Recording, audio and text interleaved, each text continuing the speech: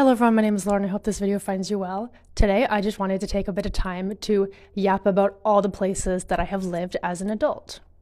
I find it interesting to look back on all the places that I've lived as an adult to see where I've started and to see where I am now, because there's quite a bit of a difference from where I started compared to now. And also, I have really humble beginnings in terms of the places that I've lived, in terms of the apartments that I've had. So I'll definitely be getting into that here. I also have been thinking a lot about this lately because I unfortunately might be moving soon. I know that I pretty much just moved into the apartment where I am now, but my company that I rent with is actually increasing my rent quite a bit. And I just don't think that the new price is justifiable for the space that I have. Unfortunately, it is likely that I will be moving in the coming months, but because of that, I've been thinking a lot about all the places that I used to live and the things that I liked and disliked about all those different situations. So I thought it'd be fun to go into it a bit here, go from chronological order from the first apartment I ever lived in outside of my parents' house to where I am now. So to start, the first apartment that I lived in outside of my parents' house was I lived in the dormitories at my university. And I know that that's not really an apartment type situation, so I kind of view it as an in-between because along with my dorm, I did have a meal plan. So basically, the chefs at the cafeteria would cook for us, and then we would just go in and get food pretty much whenever we wanted. But it was a good transitionary period because instead of going immediately from living with my parents to living fully alone and having my responsibilities all to myself, the university dorm experience was a good transitionary period because I didn't have to cook for myself. So I could always just go to the cafeteria and get food, no issue. And the only thing I really had to worry about myself was cleaning.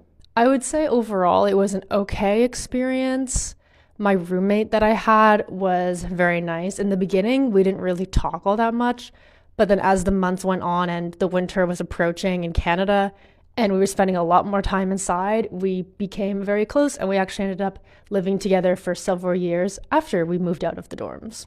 While she was super cool, the other people on my floor were not very cool. Something about me they just didn't like. I lived on a floor of 95% men, which was really unfortunate. But honestly, at the end of the day, it doesn't really matter. It hasn't impacted my life now as a full-grown adult. It's just kind of unfortunate that the 18-year-old me had to deal with people like that in the dorms. So I lived in the dorms for about 8 months, from September until April. And then I moved back into my parents' house for the summer. So from April to August, I believe. And then in August, I had a 1-year lease where I lived in my first ever apartment with the same roommate that I lived in the dorms. So this first apartment, I really consider this to be my first taste of true adulthood.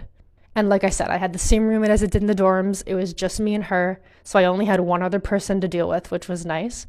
But the apartment itself was really shitty. Basically, we had some budget constraints that led to a lot of our options not being viable for us.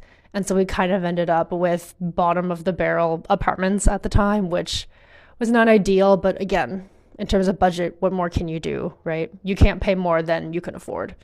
So we ended up in this shitty 2-bedroom plus den apartment. And my room, I remember, was super small. I think it was probably like 11 feet by 5 feet. It was really small. The only thing that could fit in this room was literally just my bed. I'll insert a picture of it if I can find one. And then the closet on the other side, which I put a dresser inside of. And then I hung the rest of my clothes on the rack inside the closet. There was no room for anything else besides pretty much my bed and a bookshelf, I believe. I think I stuck a bookshelf in a corner. Besides that, it was very, very small. I remember when we toured the apartment, it was really disgusting because there were 2 guys who were living in there at the time, and they just lived a really gross, unclean lifestyle. And we thought that the apartment would be cleaned before we moved in. And when we were touring, the landlord assured us that that's what would happen, that he would clean the unit before we moved in so that, it wouldn't be dirty by the time we arrived with all of our stuff. But lo and behold, as landlords tend to be, he turned out to have been shitty and lied to us. And when we moved in, we found out that nothing had been cleaned. And so yes, the apartment was empty, but it was absolutely disgusting. And it took my family and my roommate's family about a day and a half fully to clean the entire apartment from top to bottom. The rest of the apartment was also not very great. We didn't have much of a living area. We kind of just had a room in the center that we turned into a dining area. And then we had a little hallway kitchen off to the side of that. We had a small bathroom down a hallway. And then my roommate's room was right off the entry, which my room was down a little hall, but also off the entry. But then next to my room was the den, as I call it. The room was 7 by 7 feet. And I put a TV and a couch in there.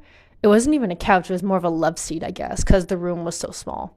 Another thing about this apartment that really sucked was its entrance was through an alley, so you had to walk past all the trash cans. But another reason that it sucked living kind of off of an alley was there were a lot of rodents, I guess. We had raccoons living on our porch for a while, but then also in our apartment we had mice. We had lots and lots of mice. And I don't say we saw a lot of them. Our lease started in September and then ended the following September. And I would say we probably only saw about 3 or 4 mice in the time that we lived there. But when we moved in, we found evidence of mice through basically mouse crap that was everywhere. But we didn't see them until about 7 or 8 months into our lease. So that was really nice. We kind of just lived in ignorance for a while. But then by the time we saw the mice, I was going abroad on exchange anyway. So I kind of realized we had mice, and then about a month later I left. And by the time I came back from my exchange, it was time for me to move anyway. So I avoided the worst of the mice situation at the apartment, thank God. The landlord was also just a really shitty guy. His mentality was clearly just to do the bare minimum. And so whenever we had things that needed fixing, he would take a really long time to do it, or he would do it the worst way possible. So for example, when we told him that we did have mice and we found proof of mice, but then also when we saw a mouse running through the apartment, we told him that we had them. And all that he did was drop off about 6 manual mouse traps in our mailbox. Like those teeny tiny little mouse traps that just like snap when they go to get the food that's on it. That's all he gave us.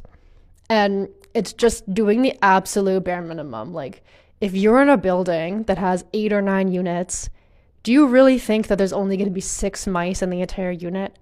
Considering how fast mice breed, I think they breed and give birth like as soon as every 21 days sometimes.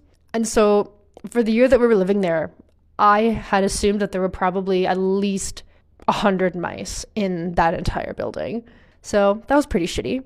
And that's the main reason why we didn't renew our lease, is because our landlord was pretty crappy, and I thought that we could find something better. So then the following September, we moved into a different apartment, and this was a 3-bedroom apartment. So it was me, the same roommate as before, and then a new roommate. So it was the 3 of us, each of us in a bedroom, obviously. And I actually have a whole video describing this roommate and landlord situation. So if you check out one of my videos on my channel, I believe it's called "My Roommate Stole $1,000 from Me." That video, if you watch it, will describe everything related to this living situation, everything wrong with this apartment, everything wrong with the roommates and the landlord, and everything that went down while I lived in this apartment. So if you want a more in-depth story of that, feel free to go watch that video. Basically, the situation with that apartment was, for me, it was just too far from campus. And I told myself excuses when we were signing the lease of, oh yeah, maybe it'll be nice to go on long walks to get to school or stuff like that, right? But then I realized it just wasn't viable for me. I wanted to be closer to downtown. I realized it just didn't work for me. So within about 4 months of moving in, I moved out. And so the next apartment that I lived in with about 4 other roommates, I believe. I lived with my partner, who I shared a room with, and then I had 3 other roommates. So we had 3 rooms on the top floor, one of which was shared by me and my partner at the time. And then we had another room in the basement where another roommate was in. And this was the apartment that I stayed in when the pandemic hit. So that caused a lot of conflict within the roommates and a lot of differing of opinions, which I'm not going to get into that whole story in this video because I just don't think it's my place, because there are a lot of people involved in this story specifically. I would just rather not get into it right now, but just know that there were a lot of roommate dramas that were going on in this apartment as well. And this apartment was much closer downtown, but also the biggest convenience for me with this apartment was that it was close to where I worked. So when I was in university, I was a lifeguard, and I basically needed to work between two different pools. And the apartment that my partner lived in at the time was pretty much exactly in between both of these pools. And both commutes to the pools from their apartment was about 5 minutes or less by walk. So for me, it was a really convenient location. And that's why I ended up leaving my old apartment 8 months early and moving in with my partner and her roommates, is because it just felt like it made the most sense for me in terms of being closer to school and also being closer to work. For this apartment was actually a house. So my ex's parents decided to get into real estate and they became landlords, which, I'm not a huge fan of, but whatever. So they basically bought this house, and then they ended up letting their child and a few of her friends move in. And then I moved in a few months after that. And so because this was a house, we had the full space of a house. There were 3 floors, like main floor, top floor, and the basement, like I said. There was a decent sized kitchen, a really good sized living room and dining room combo. So it was a lot of space. The thing with the house is it was built in, I think, the late 1800s. So the house was very, very old, and it was extremely obvious. Like, everything had really old wood in it, and pretty much everything was outdated in the house except for the kitchen, because when the landlords bought the house, they gutted the kitchen because it was really gross, and they just installed like a basic modern IKEA style grand white kitchen. So I lived in this apartment from, I believe, January 2020, so right before the pandemic hit, up until August of 2021. So far as an adult, this is the apartment that I had lived in the longest. I had lived in it for almost 2 years. And honestly, I didn't really enjoy living here. COVID had a really big impact on the fact that I didn't like living there, because again, we had a lot of roommate conflicts going on at the time. So I kind of felt like I had no choice but to be cooped up in the room that I shared with my partner all the time. I just didn't want to see the roommates. I didn't really want to talk to some of them. And so common spaces didn't really feel safe for me to hang out in, because I didn't want to run into them and end up in another argument. But then also, because it was COVID, we couldn't really go anywhere else. There was nobody else's house I could go to, because we had basically household bubbles where nobody could interact with other households at the time. Also, it was hard to go outside and even to go on walks. And obviously, you can only go on walks for so long. You can't stay outside of your house for more than a few hours. So then I would always end up having to go back home and kind of being stuck in the room that I shared with my partner, where I was just unhappy a lot of the time. I think that if COVID hadn't happened, or if I had been in a different situation during COVID, I might have viewed that apartment differently, but that's not the reality of what happened. And with the reality that did happen, it just was not working for me. So it's at this point that all these apartments that I had lived in are all located in the same city. And that was when I decided I was going to leave the city, so to say, and basically move somewhere else, because the city was no longer serving me. I had just graduated university. I had a job lined up that didn't really care where I lived. And so that was when I moved out and I moved to a different city. And I broke up with the partner that I had at the time. I just felt like my life was very stagnant and I wasn't really going anywhere. So if I was going to move to a new city, I wanted a fresh start. And so that's pretty much what I did. So the first apartment that I moved in when I moved to Montreal, the new city, is I lived in a 2-bedroom apartment with technically 2 roommates. It's kind of complicated. Basically, I toured this apartment with this girl that was already living there. And she told me that her boyfriend was there some of the time and that, it wasn't something that I should be worried about. And so I signed the lease basically on the premise of, it'll just be her. And then sometimes her boyfriend will be over, which I had no problem with. But then it turned out that he was there every single night and every single day. that was very frustrating because I was told that I only had one roommate, but in reality, I had two roommates. So that was quite frustrating. Also, in this apartment, you'll see the theme. My room was very small. I would probably guess it was like a 9 by 10 room at most in feet. It was pretty small. And the only thing I could fit in there was a queen bed, my work desk, because I was working remote and also it was still COVID. So even if I wanted to go to an office to work, I couldn't. And then a small little IKEA bedside table. Pretty much all the furniture was right next to each other. There was pretty much nowhere to walk. Like right when you entered the room, the dresser was right to the side. And then the desk was touching the dresser.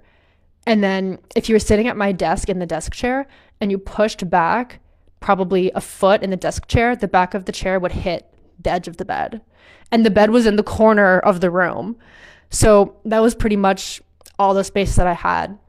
And again, just like the old apartment, because it was COVID, there was nowhere else that I could really go. And I just moved to the city, so I didn't know anybody that well yet.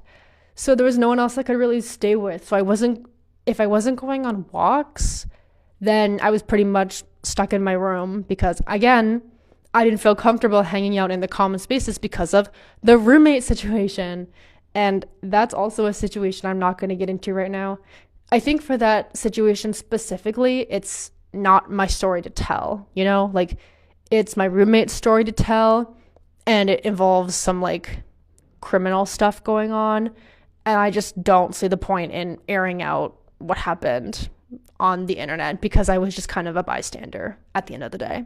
So I lived there from right when I moved to the city, which was in August. I lived there for 6 months until the following February. And I was supposed to live there for an extra 6 months, but then something happened that basically deemed it unsafe for me to continue to live there. And so I ended up actually not renewing my lease for another 6 months. And I moved out and I moved into the next apartment that I lived in. And if you've watched any of my previous videos, besides the last few, all of those videos were filmed in my last apartment. When I moved out of the apartment with my roommate, that was the last roommate situation I ever had. Ever since then, I've never had roommates. And if you can see, all of my roommate situations pretty much have some sort of conflict. And basically after that, I decided that if I wanted to protect my mental health and I wanted to protect my peace, I couldn't have roommates anymore. And so that's why I've been basically not very pro roommate, at least for myself, because we've just not gotten along very well historically. And so I'm prioritizing taking care of my mental health rather than saving money because it's just what's best for me. And historically, roommates and me just don't go along very well. So when I moved into the next apartment after I was living with that roommate, it was actually a really easy move because all I had to do was move down a few floors. So I lived in this condo building and basically I lived on a high floor, and I found a 1-bedroom that was available for rent just a few floors down. So pretty much all I needed to do was just take my stuff in boxes down the elevator, take a few trips and then bring it to the new place, and then I was done. So that was the easiest move I've ever had, and probably will continue to be the easiest move I've ever had because it was just, it was so nice not having to rent a truck or anything. It was awesome. And because I moved in February, I didn't have to worry about the snow or any of the cold, right? I could just stay inside and move my stuff down a few floors. And so anyway, I lived in a 1-bedroom, and this 1-bedroom was quite big. It was nice having the space all to myself where I felt comfortable hanging out in the common spaces because they were fully mine, right? No one was there to bother me and I wasn't there to bother anybody else. It was just me, my cat, and we were chilling. So for this apartment, I do have a video as well talking about this old apartment that I just moved out of a few months ago. I believe it's my video called I'm Finally Moving Out or something like that. And if you watch that, you will hear all the pros and cons of living in that apartment, the things that I had a feeling I would miss when I moved out of that apartment, and the things that I was really excited to no longer have to deal with anymore. It was the first apartment that I lived in by myself, and it was also the first apartment that I had lived in for more than 2 years. I lived in that apartment for about 2.5 years, I believe from February 2022 until August of 2024. It was the first apartment where I ever felt settled.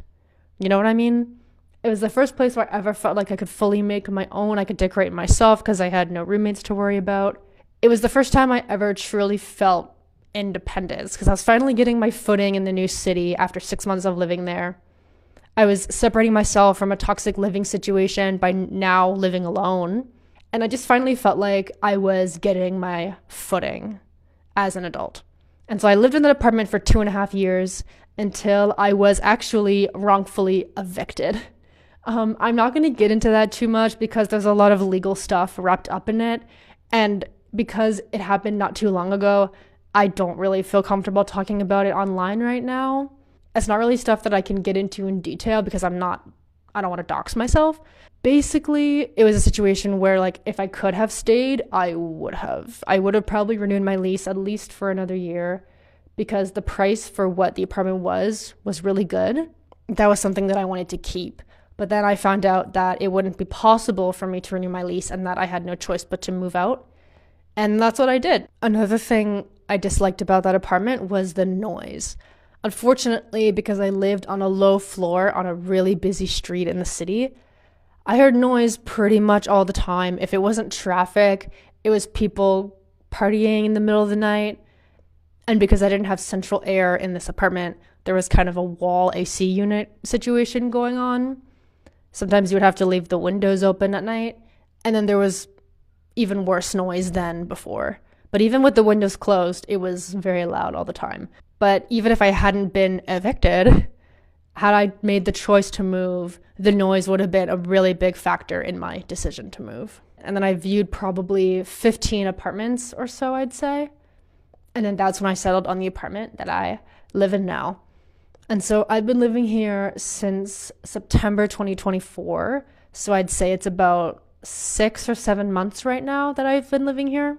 There are definitely pros and cons to this apartment, but unfortunately, I think there are enough cons that make me want to move out. And like I said at the beginning of the video, the first one is the price. But when I signed the lease 7 months ago, the price was reasonable, but it was at the absolute max of what I could spend. And now, because the rent has been increased quite a significant amount, it is no longer a reasonable price for the space. And so I just feel like I could find something better for less. And honestly, I'm willing to take that chance. I also realized I don't really enjoy the neighborhood that I live in. I lived in a completely different part of town in my old apartment, and there were definitely a lot of cons to living there. But I feel like compared to that, there are different cons living here that I honestly dislike more than when I lived at my last apartment. Another thing with this apartment that I don't like besides the location is the noise. I know that the noise at my old apartment was bad, and it was bad, but the noise here is worse because it's not traffic noise that I'm dealing with now, it's construction noise. And the construction noise is so loud. I can't even begin to describe to tell you how loud it is. It is genuinely ear-splitting, like cover your ears with your hands. I can't even think levels of noise. The noise started in November, so about 2 months after I moved in, so I only got 2 months apiece before they started ruining all of my work days. But in November, the noise started because that's when the construction started, and it started pretty much right on the floor below me and right on the floor above me. So I hear it pretty much constantly all around. And from November to February, it was constant noise. It started at 8 a.m. every weekday, and it would end at 5 p.m. also every weekday. So the only breaks I got were on weekends and evenings. So pretty much every single time I'd be working from home, it was impossible to take calls where I had to talk because everyone would just hear all the construction noise in the background, and there was no way to avoid it.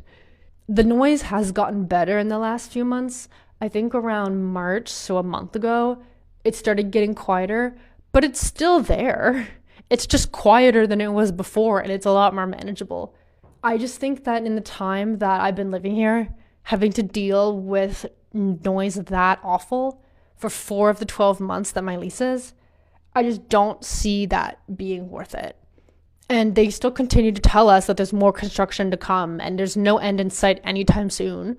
So I just don't see a point in renewing my lease here when there's only going to be more noise as long as I stay. But pretty much besides the price and the location of the apartment, I would say that the noise is the number one reason for why I want to leave. I just think that I can find better.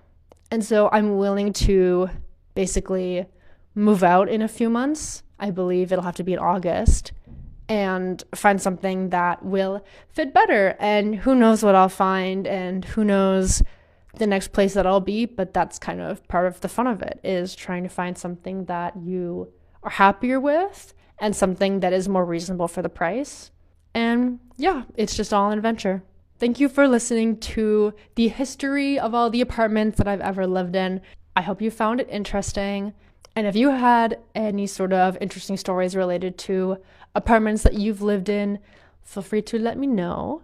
I like talking about the apartments that I've lived in, and I also like listening to other people talk about the apartments that they've lived in. So feel free to let me know any stories that you have.